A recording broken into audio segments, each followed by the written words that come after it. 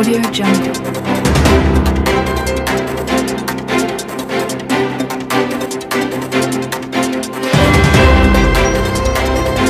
Audio Jungle.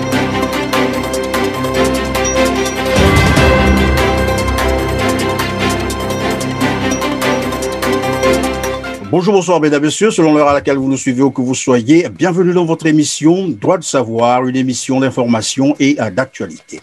Aujourd'hui, nous recevons M. Clément Mirassa, qui n'est plus à présenter aux Congolais, mais pour ceux qui l'ignorent encore, et ceux qui les découvrent à travers le monde, il sied de noter que Clément Mirassa est une personnalité politique de la République du Congo, à ne pas confondre avec la République démocratique du Congo. C'est le président du PSDC, le Parti social-démocrate congolais.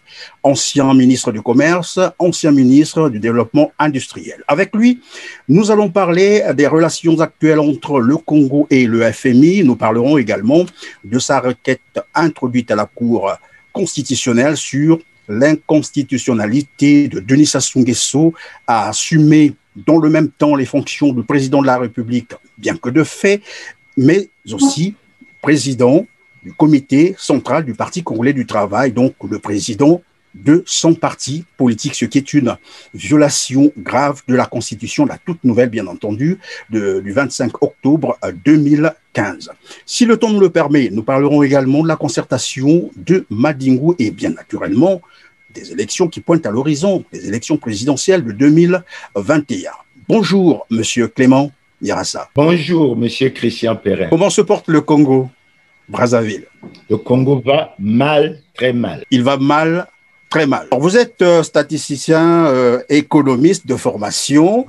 Pouvez-vous nous dire aujourd'hui où sont ou comment se portent les relations entre le Congo et les institutions financières internationales? Ici, nous citerons le FMI. Je vais faire un petit rappel. Le Congo traverse depuis près d'une dizaine d'années une grave crise multidimensionnelle. Et au départ, le gouvernement a voulu l'ignorer, estimant que nous avions suffisamment d'argent.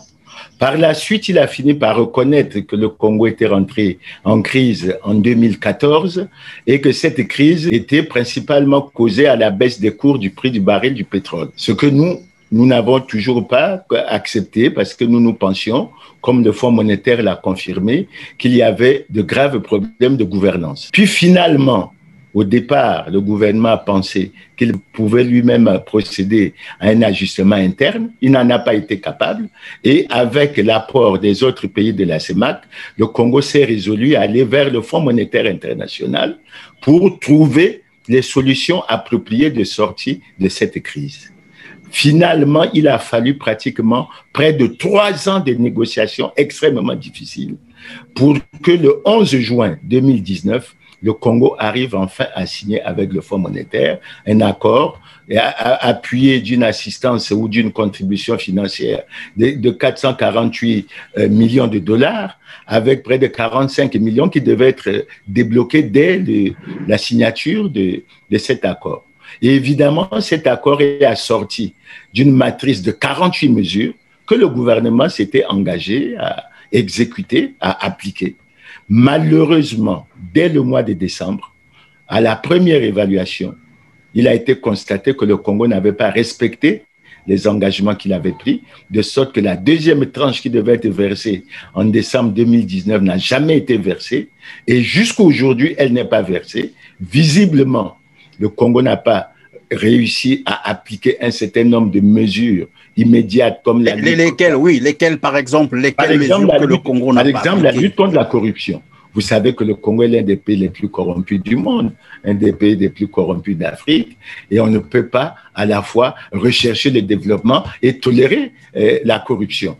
Bon, il y a un certain nombre d'autres aspects, notamment les mesures qui devaient permettre de rendre la dette viable. Et pour rendre la dette viable, vous savez que pour arriver à l'accord, il a fallu que le gouvernement négocie avec la Chine, parce que beaucoup de choses ont été dites sur cette dette avec la Chine. Mais une fois que la Chine a concédé cet accord, il était demandé au gouvernement de régler le problème avec les traders.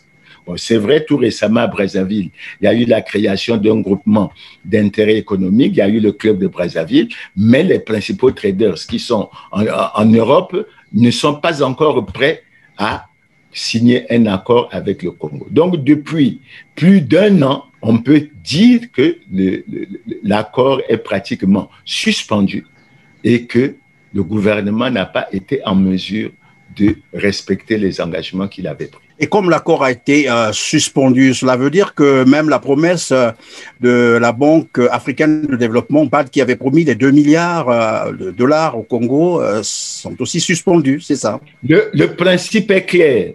Lorsqu'on a signé avec le Fonds monétaire international, un certain nombre de bailleurs de fonds, notamment la Banque mondiale, notamment la Banque africaine de développement, notamment la France, avait pris l'engagement d'apporter un soutien.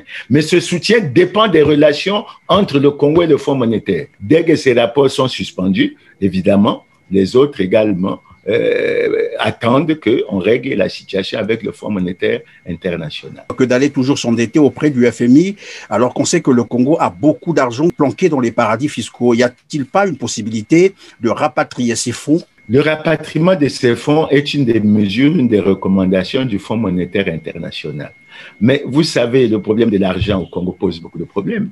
Il vous souviendra qu'en 2006, le président Sassou a déclaré qu'on dégageait des excédents budgétaires et que ces excédents devaient être déposés dans un compte de stabilisation à la Banque centrale et que ce compte devait être audité chaque année par la Cour des comptes et que cet audit devait être rendu public.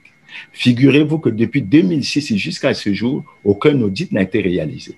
Et beaucoup d'analystes pensent que le montant de ces excédents budgétaires s'était finalement élevé à près de 14 000 milliards de francs CFA. Et la question que se posent les Congolais aujourd'hui, où sont passés les 14 000 milliards?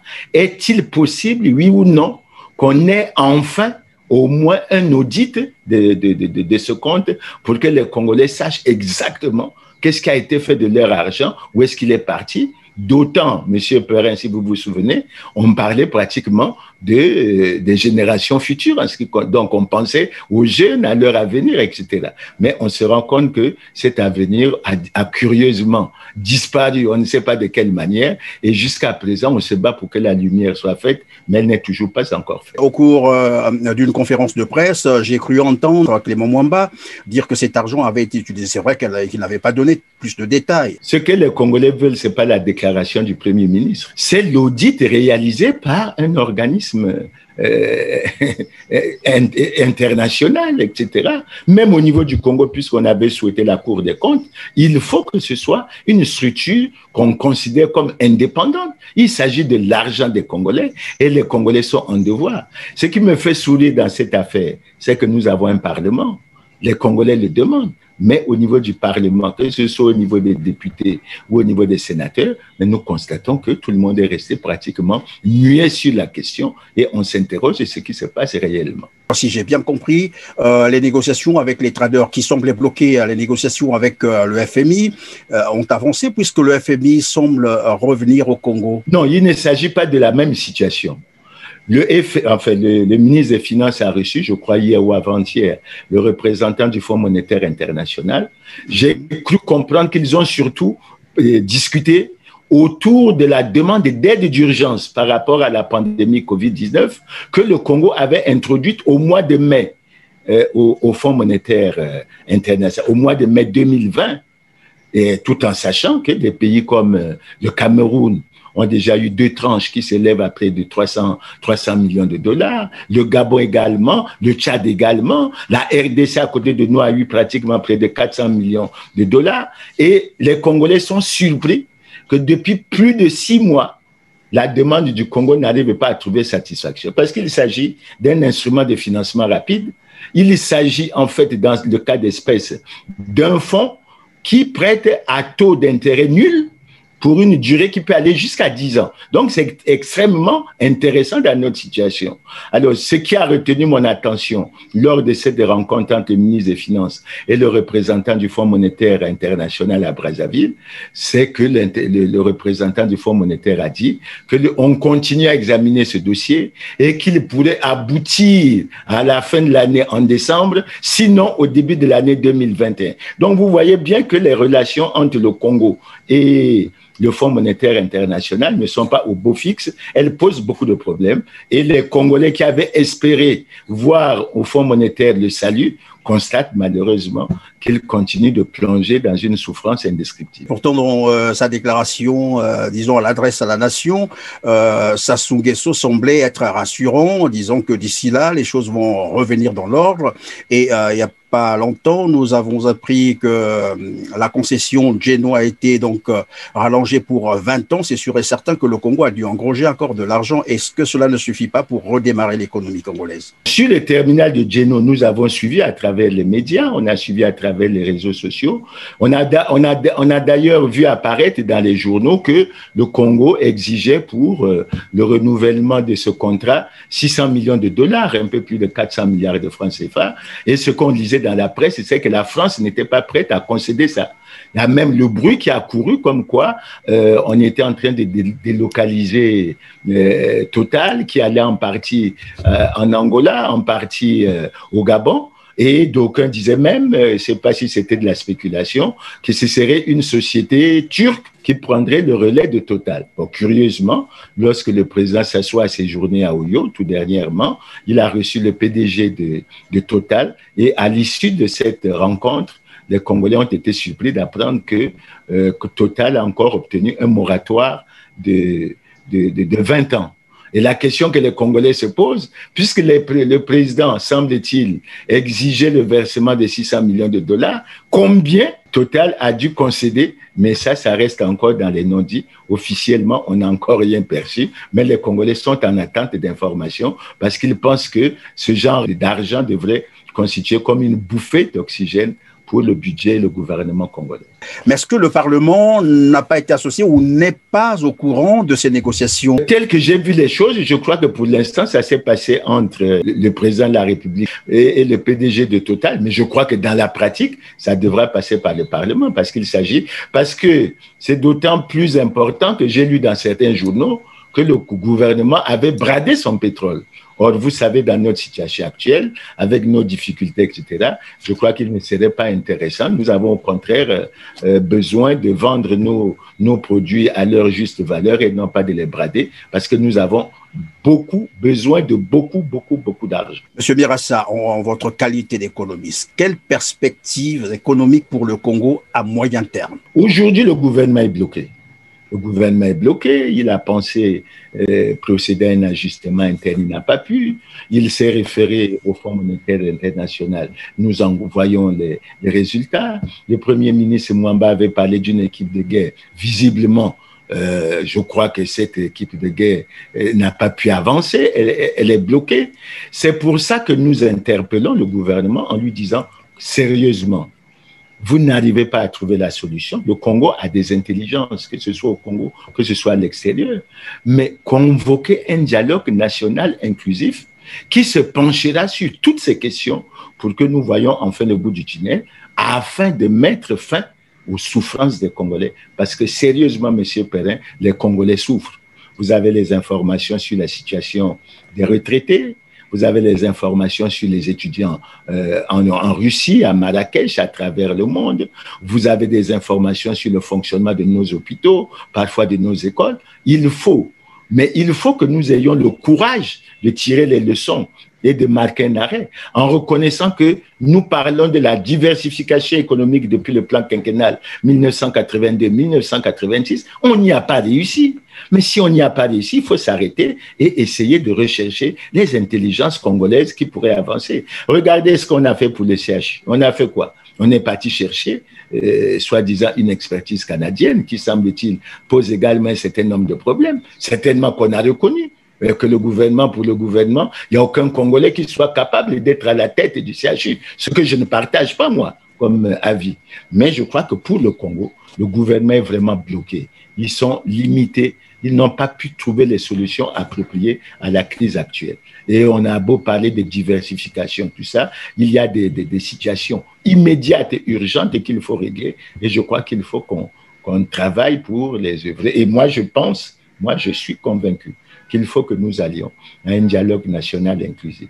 Lorsqu'on dit sous l'égide de la communauté internationale, ça semble toucher un certain nombre de frères, mais à mon avis, ça serait une très bonne chose. Probablement qu'on parlera du dialogue, sinon de la concertation politique, puisqu'on vient de convoquer une concertation à Madingou. Mais dites-moi, est-ce que vous pensez que le Congo serait aujourd'hui en banqueroute? Ah oui, oui, ben écoutez, nous n'arrivons plus à faire face à nos charges incompressibles. Nous n'arrivons plus. Il y a combien de structures qui ont des retards de salaire? Les retraités ont combien? Il y a des retraités qui ont plus de 30 mois de retard de pension. Les étudiants, pratiquement plus de 3 ans de non-paiement de bourse. Mais vous voyez bien qu'on est arrivé à un niveau, et quand vous regardez le fonctionnement aujourd'hui des services, etc., ça pose un réel problème. Il faut que nous reconnaissons que nous avons réellement de problèmes. En fait, quand on a applaudi pour la venue du Fonds monétaire, parce qu'on comptait sur les contributions qui devaient venir de la BAD, qui devaient venir de la Banque mondiale, de la coopération française et même du Fonds monétaire pour donner une impulsion. Mais on n'en a pas là. Et il faut chercher, sinon pourquoi le gouvernement aurait de chercher 300 millions de dollars d'aide d'urgence pour résoudre les problèmes de la COVID-19? C'est bien parce que nous avons de sérieux problèmes. Que faire pour stopper cette descente aux enfers du Congo-Brazzaville? Qu'est-ce que vous proposez? Je pense que nous avons besoin d'argent et qu'il faut ne pas toujours rechercher cette solution de l'extraversion, aller vers le Fonds monétaire. Non, moi je pense qu'il faut agir. C'est vrai qu'au niveau de la fiscalité, au niveau de la douane, il y a beaucoup de mesures qui sont prises, mais elles ne seront pas suffisantes parce que notre budget était fortement appuyé au pétrole et aujourd'hui, les fluctuations du cours du baril du pétrole ne permettent pas d'avancer. Nous avons un chantier qui doit être ouvert, qu'il faut exploiter. Il faut rechercher les fonds qui ont été volés ou détournés. Il faut faire le point au niveau de la lutte contre la corruption. Et là, nous avons un certain nombre d'idées. Il y a un député qui a déclaré une fois qu'on avait débloqué de l'argent pour une route imaginaire de 137 kilomètres. Est-ce qu'on peut laisser silencieux devant une telle situation? Le directeur général de la surveillance du territoire a déclaré à un moment, a pris même un communiqué pour dire qu'il y avait des malversations au niveau de la gestion du fonds de soutien à l'agriculture et qu'il fallait faire des enquêtes sur les 14 000 milliards qui avaient été débloqués pour l'agriculture de 2008 à 2016, etc. Donc, nous avons des nids, mais ça suppose que nous soyons capables de nous remettre en cause, de nous attaquer aux véritables problèmes qui sont les détournements de fonds publics, la corruption, la concussion, la fraude et autres. Les Angolais qui ont pu récupérer au cours d'une année 3 000 milliards de francs CFA, mais c'est une volonté politique. Pourquoi nous n'avons pas cette volonté politique de réagir ainsi? Et si nous agissons ainsi, je pense que la communauté internationale pourrait nous soutenir. Lorsqu'on dit que Monde d'Afrique a révélé que les Panama Papers avaient publié des documents selon lesquels quelques Congolais posséderaient 5 500 milliards de francs CFA dans les paradis fiscaux. Ce sont quand même des informations... Vous dites 5 500 milliards. 5 500 milliards de francs CFA. Et le moins fortuné, semble-t-il, pouvait avoir 20 milliards et le plus fortuné, 2125 milliards. C'est plus que le budget du Congo en 2020. Réellement, on peut expliquer qu'un Congolais qui n'a pas eu un père industriel, qui n'a pas, et puis, pendant sa durée de vie, collecté et rassemblé 2000 milliards de francs CFA. On peut même faire le calcul. Si vous mettez de côté 1 milliard de francs CFA par mois, au bout d'un an, vous en avez 12. Au bout de 10 ans, vous en avez 120. Au bout d'un siècle, vous avez 1200. Vous voyez que c'est irréaliste d'arriver à 2000 milliards. Donc, rien que cette information devrait. Donc, moi, je pense que nous avons l'occasion vraiment de nous pencher sur ces dossiers, des pineux dossiers, des scandales économiques et financiers et les autres. Et moi, ça me touche. Pourquoi? Parce qu'on parle d'élections, mais assez souvent, on a comme un acharnement sur les opposants du fait qu'ils sont opposants. Et on constate que lorsqu'il s'agit des scandales et des crimes économiques, il y a une tolérance alors que ça devrait être la tolérance zéro. Ce sont ceux-là véritablement qui ont créé des problèmes à notre État et à notre pays en général. Monsieur Mirassa, nous allons passer au volet juridique. Courant juillet 2020, vous saisissiez la Cour constitutionnelle du Congo-Brazzaville sur l'inconstitutionnalité de Denis Sassou Nguesso à assumer au même moment les fonctions de président de la République, je l'ai dit tout à l'heure, même si c'est de fait, et du président du comité central du Parti congolais du travail, donc le président de son parti. La Cour constitutionnelle s'est avérée incompétente, statuée sur votre requête. Que vous a-t-elle dit exactement en réponse? Non, je crois qu'il faut d'abord revenir sur la requête. Quel est le point de départ de la requête? Lors du congrès du 5e congrès ordinaire du Parti congolais du travail, tous les Congolais ont suivi que le secrétaire général sortant a fait une déclaration qui a retenu l'attention de tout le monde en déclarant que les 2588 congressistes ont décidé unanimement de reconduire le président Denis Sassou Nguesso à la tête du comité central du parti.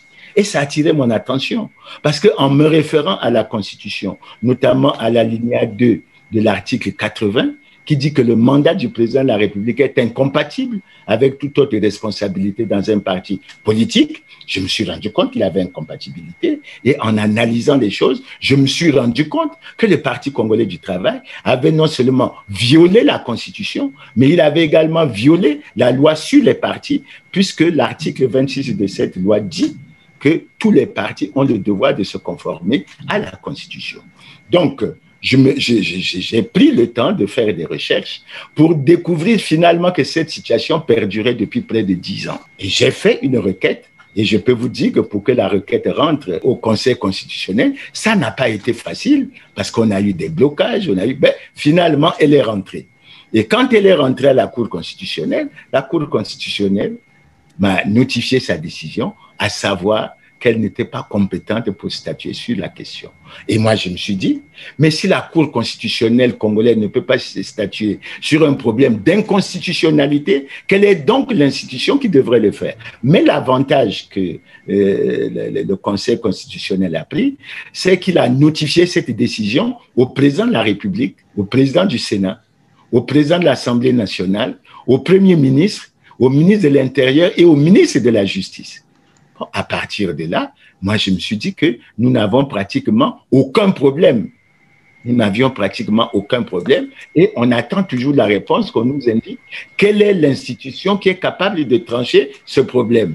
Mais en réalité, quand vous regardez le problème de plus près, qu'est-ce que vous constatez?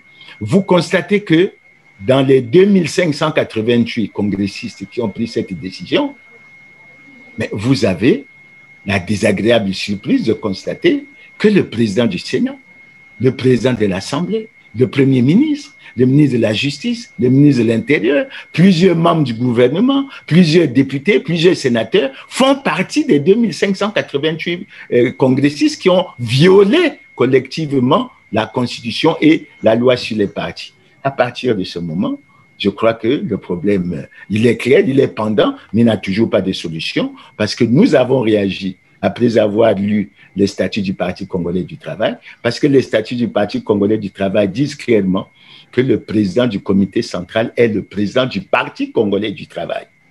Et si le président de la République est le président du Parti congolais du travail, ça veut dire qu'il est partisan, il n'est pas au-dessus de la mêlée, et ça pose un problème par rapport à l'organisation de l'élection présidentielle de 2021. Comment le président de la République, qui est président d'un parti, c'est-à-dire qui est partisan, comment peut-il contribuer à l'organisation d'une élection libre, démocratique et transparente en 2021?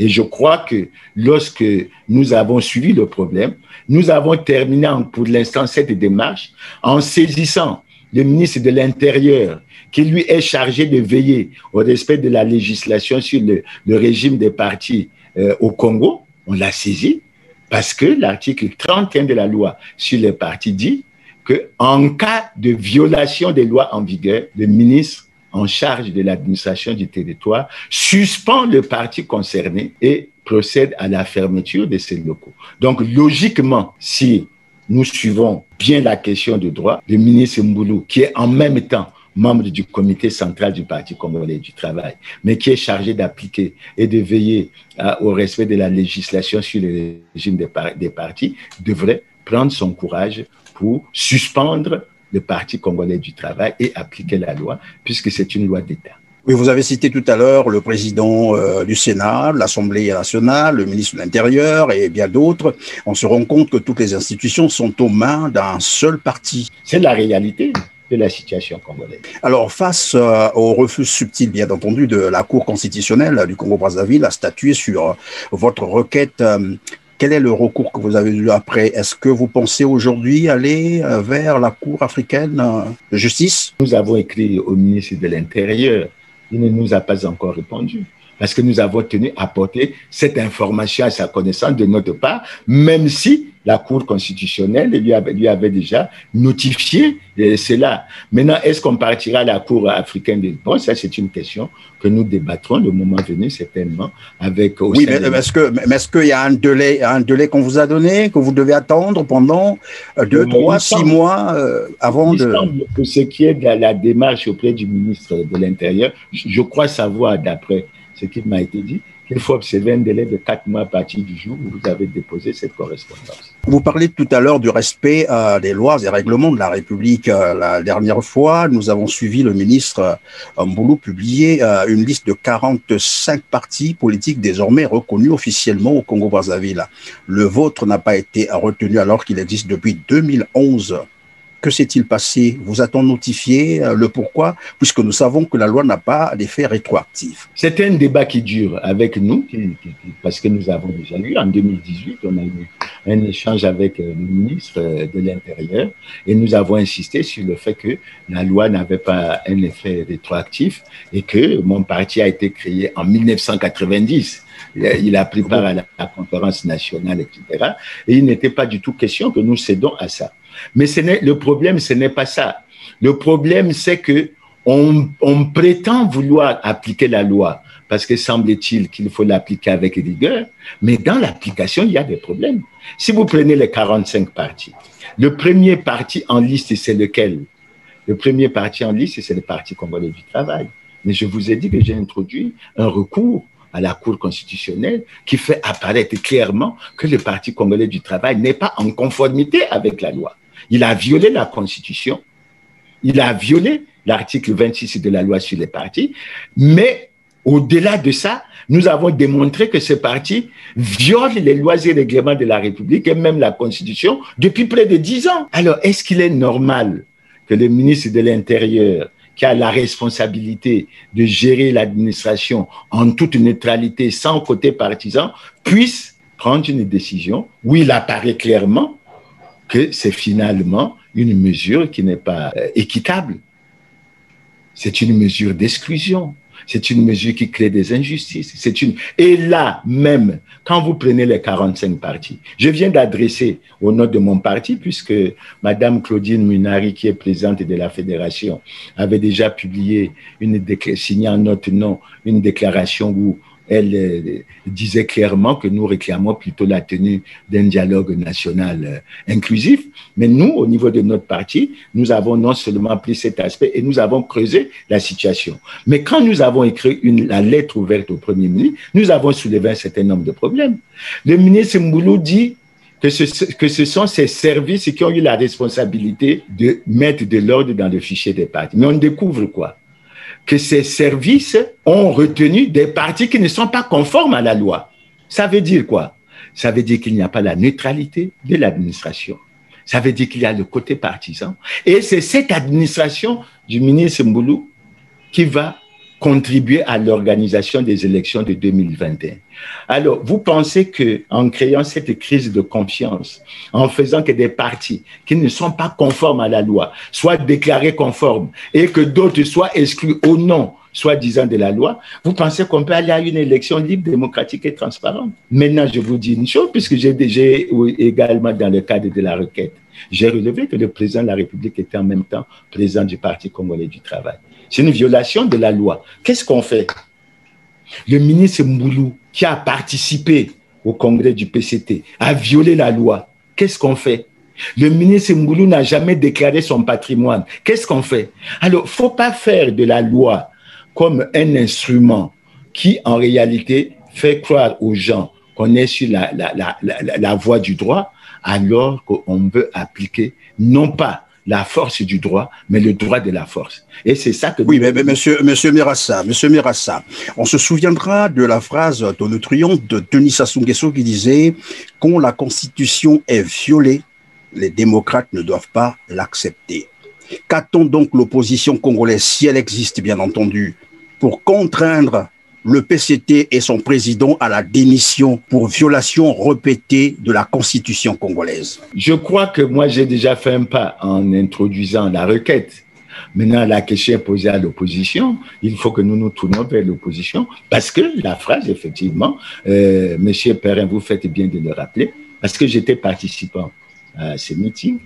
Ça a eu lieu en 1992 au boulevard des Armées lors d'un meeting de l'URD-PCT et avec le président Kolela, avec le président Tissé, que Dieu ait leurs âmes, nous étions la partie de l'URD, nous étions les responsables de l'URD avec Jean-Martin Bemba, avec les Michel Mampouya, avec bien d'autres dont je ne citerai pas les noms ici, et nous avons gardé en mémoire cette déclaration. Et cette déclaration, c'est maintenant qu'il faut la sortir puisque la Constitution a été violée. Nous nous tournons également vers les amis qui gèrent le pouvoir pour dire, mais chers amis, êtes-vous démocrate ou pas? Et je pense qu'aujourd'hui, tous les démocrates du Congo doivent suivre cette déclaration et doivent s'interroger sur le que faire par rapport à ça. Nous nous souviendrons également que le PCT à l'opposition menaçait prendre des armes contre l'administration Lissouba si jamais elle mettait les conditions d'organisation d'élections présidentielles, comme vous disiez, une organisation par une commission électorale indépendante. Ce que d'ailleurs l'opposition en ce temps-là avait reçu, puisque le président de la commission avait été nommé et il était de l'opposition. Mais depuis que Sassou Nguesso est revenu au pouvoir par coup d'État, un coup d'État que tout le monde sait d'ailleurs qui a fait plus de 400 000 morts des Congolais, depuis là, on ne parle plus d'une commission électorale indépendante et il ne veut rien savoir. Est-ce qu'on peut parler de l'inefficacité de l'opposition ou bien parce que Sassou Nguesso est conscient qu'il maîtrise cette opposition et qu'elle ne peut rien faire? Le problème qui est évoqué de la commission électorale indépendante, il s'est posé en 97. Et en 97, nous qui étions à l'opposition, avec le PCT, avec le président Denis Sassou Nguesso, nous avons signé un mémorandum que nous avons remis au président Pascal Lissouba, mémorandum dans lequel nous exigeons une commission électorale véritablement indépendante. Et je me souviens que le premier ministre Ganao avait d'ailleurs fait une déclaration annonçant que son gouvernement allait organiser l'élection en 1997 et le PCT avait violemment réagi par une phrase que j'aime toujours reprendre en disant qu'un démocrate sincère ne peut pas avoir peur d'une commission électorale véritablement indépendante. Et dans ce document de 97 que je conseille aux jeunes de rechercher, avec le PCT, nous avons défini les termes de référence de ce que l'on appelle ou qu'on devrait appeler Commission nationale électorale indépendante. Mais une fois que le PCT est revenu au pouvoir, le PCT ne défend plus cette théorie. Maintenant, pour le PCT, c'est le gouvernement qui défend. Et vous voyez les multiples concertations qu'il y a depuis Brazzaville, Evo, etc. Mais on n'a jamais fondamentalement réglé le problème. Et on a voulu comme tricher un peu en déclarant que la commission actuelle, c'est une commission nationale électorale indépendante. Mais selon les standards internationaux, la commission que nous avons au Congo n'est pas une commission électorale véritablement indépendante, puisqu'une bonne partie des opérations électorales, surtout des actes préparatoires, c'est fait par le ministère de l'Intérieur en liaison avec la CONEL. Donc le gouvernement est largement impliqué. C'est pour ça d'ailleurs que vous voyez le ministre Mboulou, vous n'avez pas insisté sur cet aspect des choses. Quel est le texte qui permet au ministre Mboulou d'organiser des concertations politiques? Quel est le texte qui permet au ministre Mboulou non seulement d'organiser des concertations politiques, mais d'exclure des partis politiques? C'est un excès de pouvoir, c'est un abus de pouvoir, du jamais vu. Mais quel est en plus, quel est le texte qui autorise au ministre Mboulou de décréter que des partis qui ne sont pas conformes soient déclarés conformes. Vous voyez que la situation du Congo est une situation véritablement préoccupante et qu'il faut qu'on prenne des dispositions pour que l'on avance là-dessus. Donc, je dis et je répète, la commission actuelle n'est pas indépendante. Elle n'a pas été en mesure jusque-là de régler le problème de la maîtrise des listes du code électoral. Elle n'a pas été en mesure de régler le problème de la fiabilité de la liste électorale. Ils se sont retrouvés, parce que je n'ai jamais été à la moindre de ces concertations, ils se sont retrouvés à Ouesso en 2017. Ils ont arrêté des choses, parmi lesquelles la réalisation du recensement en 2018, parmi lesquelles la biométrie. Et tout ce temps, rien n'a été fait et à 4 mois, on appelle les gens pour dire « venez ». Non, c'est pas sérieux. En fait, on ne veut pas, dans ce pays, organiser une élection libre, démocratique et transparente. À quelle fin, je ne sais pas. Que veut-on? Je me pose la question. Que cherche-t-on? C'est véritablement une interrogation. Et je dis que ce qui se fait maintenant, c'est du folklore. Nous n'arriverons pas. Parce que si le ministre de l'Intérieur voulait qu'on aille à une élection véritablement libre, démocratique et transparente, il se préoccuperait chaque année de réaliser le recensement administratif qui est prévu dans les textes qui organisent le ministère de l'Intérieur, mais qu'il ne fait pas. Pourquoi il ne le fait pas? Depuis que le ministre de l'Intérieur actuel est là, je crois qu'il est là depuis 2007, aucun recensement. Il a essayé, à partir de la concertation de Dolizy, de parler d'un recensement administratif spécial, mais les résultats ont été contestés par les membres de l'opposition qui avaient marqué l'accord au départ, mais qui se sont rendus compte qu'ils se sont fait flouer. Donc la situation, elle est véritablement préoccupante. Mais ce sont des questions qu'il faut... Mais évidemment, est-ce que tout ce que vous déplorez maintenant là n'est pas l'expression de l'inefficacité d'une opposition qui est incapable de saisir certaines opportunités? Vous l'avez dit tout à l'heure, un pays en banqueroute, on dilapide 14 000 milliards, personne ne parle, les fonctionnaires ne sont pas payés, les retraités sont en 26 mois de pension non payés, les boursiers, c'est pareil, les étudiants, d'aucuns sont même à 36 mois de bourse impayés. Avec tout ce cocktail, l'opposition congolaise est incapable de mettre un tel régime dehors. Est-ce que le Congolais peut encore faire confiance à une telle opposition? Bon, nous avons choisi, même si nous avons 2 de nos frères qui sont en prison, vous savez, en Afrique, comment les choses se passent. Beaucoup de choses sont dites sur l'opposition. On pense assez souvent qu'elle est inefficace. Peut-être qu'on souhaite qu'elle soit unique, on souhaite, etc. Nous avons tenté l'expérience en 2015 et en 2016. C'est vrai, on a réussi des choses pendant ces périodes. On aurait pu réussir mieux. Nous avons été à l'élection. Je ne fais pas de commentaires sur l'élection de 2016 parce que les Congolais savent exactement comment les choses se sont passées. Mais c'est dans ces conditions qui ne sont pas des conditions faciles que les opposants... Elles se sont passées comment, Monsieur Mirassa? Est-ce qu'on peut rappeler, parce qu'il y a des jeunes qui n'étaient pas aussi majeurs, qui n'ont rien compris. Ça s'est passé comment? Nous avons parlé de 2 choses, Monsieur Perrin. Nous avons parlé d'un référendum anticonstitutionnel. Et quand nous faisons un recul en arrière, vous savez qu'avec les débats qui ont cours maintenant, surtout en Afrique de l'Ouest, on se rend compte, et ça a été dit par certains présidents, dont le président Mbalo, dont le président du Nigeria, le 3e mandat est anticonstitutionnel.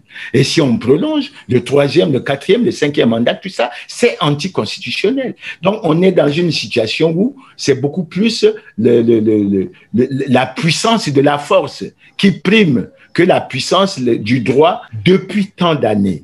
Nous qui avons choisi de mener une lutte pacifique, non violente, sur la base des idées, etc., vous voyez ce que nous avons souvent en retour.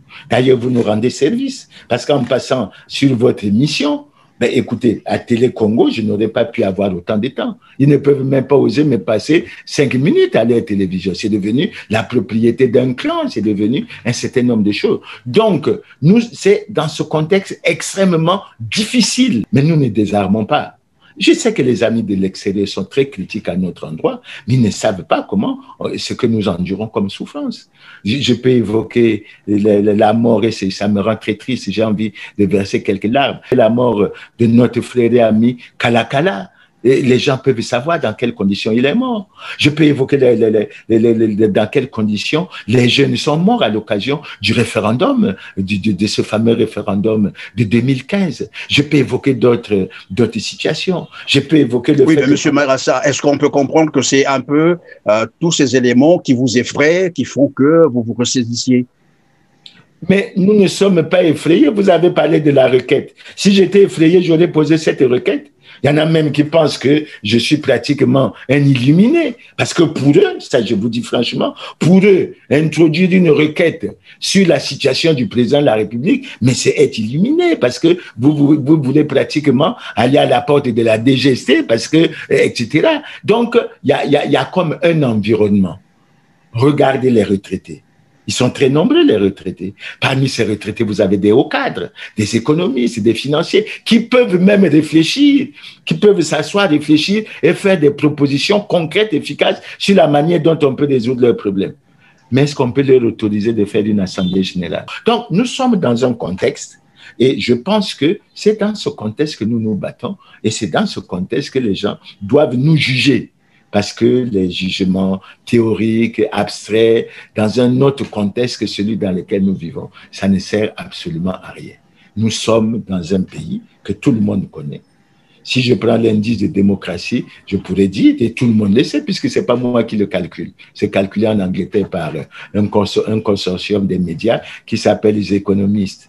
Vous savez bien que le Congo a un indice de démocratie inférieure à 4 et que notre pays est classé parmi les pays à régime autoritaire. Je n'ai rien à vous apprendre. Et vous savez bien ce que ça veut dire. Nous ne passons pas sur les médias d'État. Les gens le savent. Nous avons parfois fait des demandes pour faire des marches et tout ça. On nous les a refusées. Nous avons parfois fait les marches. On a vu comment ça s'est terminé au rond-point de Mungali. Donc, les gens pensent que nous sommes aplatis. Bon, peut-être que certains d'entre nous sont aplatis, sont corrompus, parce que souvent on présente l'opposition congolaise comme des gens qui parlent le jour, mais qui la nuit se glissent dans les rails pour aller rentrer à... Pourtant, M. Mirassa, certains pensent que vous jouissez de beaucoup plus de liberté que les autres, et cela les interroge. Mais comment lui, il est libre, les autres ne le sont pas? Est-ce qu'il n'y a pas quelque chose? Je jouis de beaucoup plus de liberté que les autres, c'est trop dit. Les autres peuvent se rappeler de ce qui s'est passé chez moi le 4 novembre 2014. Lorsque ma maison a été saccagée, mon bureau a été saccagé, lorsqu'il y a eu 32 personnes. Bon, c'est vrai que les gens croyaient me voir être arrêté. Je n'ai pas été arrêté ce jour-là. J'étais à la marche que nous avons faite au rond-point de Mungali. J'interviens, je fais un certain nombre de choses, je fais des déclarations. Mais je pense que c'est dans mon droit de m'exprimer. C'est dans mon droit. C'est un droit qui m'est reconnu au plan constitutionnel. Et on ne peut pas me l'enlever. Moi, je ne suis pas, Monsieur Perrin, dans la démarche et ça. Et si on vous le dit, n'y croyez pas du tout. Je ne connais pas manier l'arme. Je ne suis pas dans la démarche. Non. Je ne suis pas dans cette démarche. Je crois en la force des idées. Mais vous voyez, quand je fais un document, quand j'interviens, j'essaye de faire privilégier la force des idées sur la violence, tout ça, parce que je ne partage pas du tout la violence. Et évidemment, notre tâche n'est pas facile parce que chaque fois que nous proposons, chaque fois que nous disons des choses, en face, nous avons comme un mur. Et vous avez en face des frères, des amis, des parents, parce qu'on se connaît, mais qui croient que la loi, c'est leur volonté. La loi, c'est pas ce qui est écrit, mais c'est leur volonté qui est la loi. Ce qu'ils veulent, c'est ça. On parle de l'élection de 2021. Puis écoutez, Philippe Mvoa a fait une rencontre où nous avions tous participé, mais qu'est-ce que j'ai constaté? Il se plaint de ce qu'il y a déjà campagne déguisée dans le pays, mais il y a des textes pour sanctionner ça. Mais qui a été sanctionné? Absolument personne. Mais il ne faut pas que les frères à l'extérieur sous-estiment les actions. Moi, je ne parlerai même pas des partis politiques. Je prends par exemple l'exemple des actes posés par la société civile. Je prends les des derniers actes qu'ils ont posés à l'occasion des problèmes de santé du général Jean-Marie Michel Moukoko. Ils ont demandé à faire une marche pacifique de 50 personnes depuis le siège de l'OCDH jusqu'au ministère de la Justice. Mais quand vous voyez le déploiement de la force publique à travers la ville ce jour-là. Puis je me suis dit, pour encadrer 50 personnes, pour encadrer 50 civils, pour faire une marche, vraiment, on a besoin de ça. Mais c'est ça la réalité du Congo et c'est ce que nous vivons. D'entrée de jeu, vous avez dit il faut un dialogue national inclusif. Et là, une concertation vient d'être convoquée, il faut le dire comme ça. Vous avez d'ailleurs dit que c'est anticonstitutionnel, mais est-ce que c'est pas une occasion à saisir et quitte à poser des préalables une fois arrivé sur le terrain?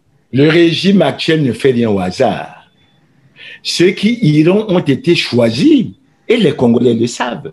Je vous ai dit qu'il y a des partis qui ne sont pas conformes, mais qui ont été déclarés conformes. Mais ils savent pourquoi. Le ministre de l'Intérieur a déclaré que ne seront à Madingu que les partis qui auront été déclarés conformes selon la liste des 45 qu'il a sorti. Mon parti n'est pas dans les 45. Mais je peux vous dire, et je peux défier et essayer de chercher des débats auprès des Congolais pour savoir s'il y a beaucoup de Congolais qui contribuent pour l'épanouissement et le développement de la démocratie du point de vue de la confrontation des idées, comme le Parti social-démocrate congolais ou comme Clément Mirassa. Mais ce n'est pas ça la question. La question, c'est que les gens ont une préoccupation, la conservation du pouvoir. Le bilan du pouvoir actuel est négatif. Tous les Congolais maintenant le savent. Les routes, c'est pas la peine. L'école, ça ne va pas. La santé, ça ne va pas. La condition sociale des Congolais, ça ne va pas. Avec le Fonds monétaire, ça ne marche pas. Donc, le bilan est extrêmement négatif. L'échec est patent. Il faut le dire, l'échec est patent. Si on prend tous les agrégats macroéconomiques, etc., c'est patent. On n'est plus à l'époque où on croyait vanter, soi-disant, une croissance de 2 chiffres et on croyait présenter le Congo comme la petite Chine. Aujourd'hui, la situation du Congo, elle est dramatique, elle est chaotique et il faut voir comment en sortir. Mais, à contrario, il y a une volonté de conserver coûte que coûte le pouvoir. La démarche, elle est essentielle, elle est celle-là. Et tous ceux qui peuvent apparaître comme des gens qui peuvent poser des problèmes, parce qu'il y a un problème que je souhaiterais voir, bon, je ne sais pas discuter à Madingu, mais il y a un problème que je souhaiterais, il y a quelques problèmes que je souhaiterais voir au-delà de ce qui a été discuté à Madingu. Comment aborde-t-on le problème du président de la République qui est en même temps président du Parti congolais du travail? Comment répondre à la question, comment faire? Est-ce qu'il est possible que le président du Parti congolais du travail organise une élection libre, démocratique et transparente? C'est une question. La deuxième question, les preuves sont données que l'administration n'est pas neutre, elle a un côté partisan. Comment le ministère de l'Intérieur peut agir pour une élection libre, démocratique et transparente alors que les preuves données sur le terrain montrent clairement que c'est une administration partisane. Et à ça, j'ajouterai ceci. J'ai bien aimé, j'ai bien apprécié la déclaration du syndicat des travailleurs de l'administration du territoire au mois de juillet. Ils ont dit ceci. Sur 90 sous-préfets nommés, il n'y a que 6 qui ressortent du ministère de l'administration du territoire. Les autres sont des politiques qui proviennent du PCT et de ses alliés. Pourquoi on les a fait venir? Et ils ajoutent que sur 43 administrateurs des communautés urbaines nommés, il n'y a qu'un seul qui sort du ministère de l'administration du territoire. Et ils finissent par dire que sur près de 24 administrateurs des arrondissements qui ont été nommés dans les communes de plein exercice, il n'y a personne qui sort. Vous voyez bien qu'on est dans une démarche. On est bien dans une démarche qui n'est pas pour garantir une élection libre, démocratique et transparente. Et oui, mais donc, que pensez-vous de ceux-là qui ont déjà déclaré leur candidature, mais qui sont avec vous à l'opposition, qui se disent être à l'opposition? Mais ceux qui ont déclaré leur candidature, je suppose qu'ils se préoccupent de cela. Je suppose qu'ils se préoccupent de cela. Parce qu'ils ne se préoccupent pas, s'ils ne se préoccupent pas de cela, je poserai la question sur la véritable justification de leur candidature. À partir du moment, M. Perrin, à partir du moment où le gouvernement, à travers le ministre de l'Intérieur, déclare que le Parti congolais du travail est conforme à la loi, alors que tout le monde sait que ce parti n'est pas conforme à la loi, il a violé la Constitution, il a violé la loi sur les partis. Vous pensez que l'élection peut être comment? n'oubliez pas, et je vous le rappelle, n'oubliez pas que notre pays a été épinglé au niveau de la communauté internationale parce que nous avons caché une partie importante de notre dette. Donc la crise de confiance, non seulement entre le Congo et la communauté internationale, mais la crise de confiance à l'intérieur du Congo même, entre les acteurs, etc., elle est extrêmement importante.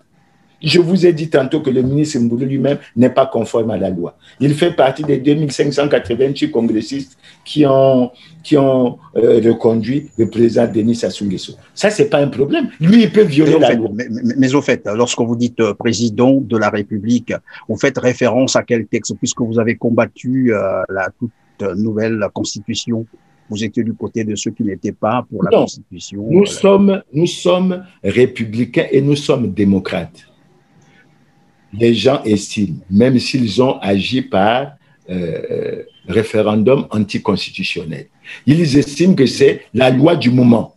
Mais il faut bien que nous cherchions également à les combattre sur leur propre loi, puisqu'ils sont incapables de respecter un texte qu'eux-mêmes, ils ont élaboré. Vous vous souviendrez qu'on nous a dit que 2002, c'était la meilleure constitution. Après, il fallait la changer. Il vous souviendra même que dans son livre « Parler vrai pour l'Afrique », le président Sassou avait déjà annoncé qu'il ne se représenterait plus parce que la Constitution limitait le nombre de mandats à 2. Je crois que tout le monde le sait. Mais par la suite, il s'est présenté. Donc, nous nous appuyons sur leur propre loi pour essayer de faire apparaître un certain nombre de choses. Et il est anormal que cette constitution qui, soi-disant, a été mise en place pour faire évoluer les institutions. Je souligne un peu parce que pendant que M. Perret me pose la question, je pense à la situation du ministre Martin Berry. Et je ne me cache pas de dire qu'il a été désavoué. Vous voyez bien que Martin Berry a été nommé en août 2018 avec 2 de ses collaborateurs. En septembre 2019, il a lancé le processus constitutionnel du dialogue national sans exclusif qui comportait 4 phases. Il n'y a qu'une seule phase qui a été exécutée. Et depuis, Martin Berry qui avait promis aller discuter avec la diaspora, aller à l'intérieur du pays, mais il n'est plus visible, il a disparu. Mais il a été désavoué.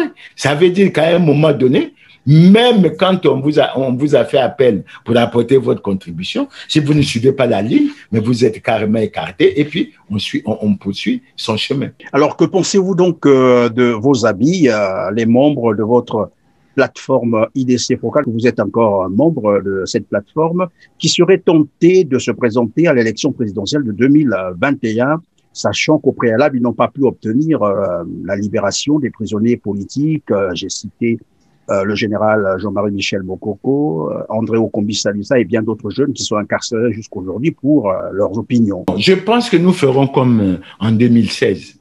Vous savez, en 2016, nous avons, au niveau de... À l'époque, il y avait 2 plateformes, c'était l'IDC et le FROCAD, et l'élection avait lieu au mois de mars. Et en début d'année, nous avons tenu une convention. Et cette convention a examiné la situation, y compris la situation de la tenue des élections. Et nous avons, de façon souveraine, décidé au cours de cette rencontre d'aller à l'élection et de vivre ce que nous avons vécu. À l'époque, vous savez, au cours de cette élection, j'ai fait campagne et j'ai soutenu Jean-Marie Michel Mokoko, ce que vous dites, j'ai vécu, etc. Est-ce qu'il y aura des candidats ou pas de la fédération IDC, FROCAD et IDC composante CJ3R? C'est un problème que nous débattrons. Nous débattrons froidement en privilégiant les intérêts du peuple congolais. Et je crois qu'en 2016, nous avons pris une très bonne décision, même si, in fine, 2 de nos frères, notamment Jean-Marie Michel Mokoko et André Okombi Salissa, se retrouvent aujourd'hui dans la situation que tout le monde connaît. Nous nous battons. Vous savez également qu'il y a une commission des Nations Unies qui avait déjà demandé leur libération. Malheureusement, au niveau de Brazzaville, on n'a pas voulu accéder à cela. Vous savez également qu'à un moment donné, le ministre français des Affaires étrangères avait souhaité prendre un certain nombre de dispositions. Nous avons été tout dernièrement inquiets avec le problème de Jean-Marie Michel Mokoko. Nous sommes très heureux que les appels que nous avons lancés pour qu'il soit évacué aient été entendus. Il a été évacué, il est revenu. Je suppose d'après les informations que nous avons, qu'il est en meilleure forme, mais nous continuons ce combat. Et le moment venu, la fédération de l'opposition se retrouvera, analysera froidement la question et décidera en fonction non seulement de ses intérêts, mais surtout des intérêts du peuple congolais. Et vous ne pensez pas que cette plateforme, sinon l'opposition congolaise, est à reformer parce que jusqu'à aujourd'hui, jugée inefficace? Nous sommes attentifs à tout ce que l'on nous dit. Nous sommes attentifs. On nous fait des reproches lorsqu'il se passe des choses au Mali. On dit, voilà, là-bas, il y a une opposition efficace, etc. Mais il faut placer les choses dans leur contexte. Nous nous battons. Nous n'avons peut-être pas atteint ce que nous voulions, mais nous continuons le combat et nous disons que la lutte continue. Nous sommes conscients des attentes que le peuple congolais place en nous.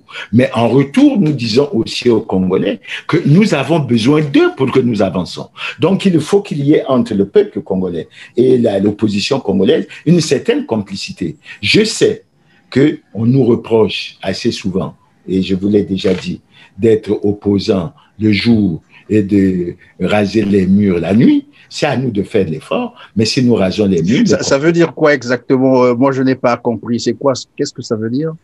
Bon, ça veut dire que, en fait, nous faisons un jeu. Nous essayons de faire des déclarations d'opposants, mais qu'en réalité, après, nous trouvons des passerelles pour nous retrouver avec nos frères ou nos amis du pouvoir pour, en fait, finalement, prendre leur position et ne pas faire avancer la cause de l'opposition. Enfin, moi, c'est comme ça que je le comprends. Peut-être que les autres donnent une autre signification à cela. Nous verrons bien. Mais les amis sont critiques. Je souhaite, Monsieur Perrin, que les amis qui sont critiques nous fassent souvent des propositions, qu'ils nous contactent pour que nous discutons, pour que nous ayons des idées. Mais en ayant clairement dans leur tête, nous sommes non violents. Nous sommes pacifiques et nous croyons beaucoup en la force des idées. Aujourd'hui, j'ai découvert un créneau qui devrait sérieusement faire avancer notre opposition, c'est le droit. Parce que si nous suivons sérieusement les questions de droit, vous avez vu avec la requête, vous avez vu avec Madingou, nous pouvons faire avancer un certain nombre de choses et nous serions très bien compris, je crois, tant par la communauté internationale que par nos compatriotes. Merci, Monsieur Mirassa. C'est aussi votre mot de la fin? Non, je vous remercie très sincèrement parce que dans notre pays, nous n'avons pas toujours accès aux médias d'État. Dieu merci, il y a les réseaux sociaux. C'est vrai qu'il y a beaucoup de choses qui se disent sur vous, mais vous êtes venus vraiment, vous êtes venus nous soulager. Et grâce à vous, nous arrivons à faire passer un message. Grâce à vous, nous répondons à un certain nombre de préoccupations, mais je tiens à vous dire que chaque fois que l'occasion me sera donnée, je serai avec vous et je dis, le Congo va mal, très mal. Il faut que les enfants du Congo, les filles et les fils de ce pays en prennent conscience et prennent conscience que notre mission à nous, c'est de sauver ce pays qui est véritablement en péril. Nous en avons les moyens, nous en avons les intelligences et il n'y a aucune raison que nous baissons les bras. Il faut que nous soyons debout. Je vous remercie, Monsieur Christian. Merci, Monsieur Clément Mirassa, d'avoir répondu à toutes nos questions et merci à nos chers téléspectateurs et chers internautes. On se retrouve très prochainement. Merci.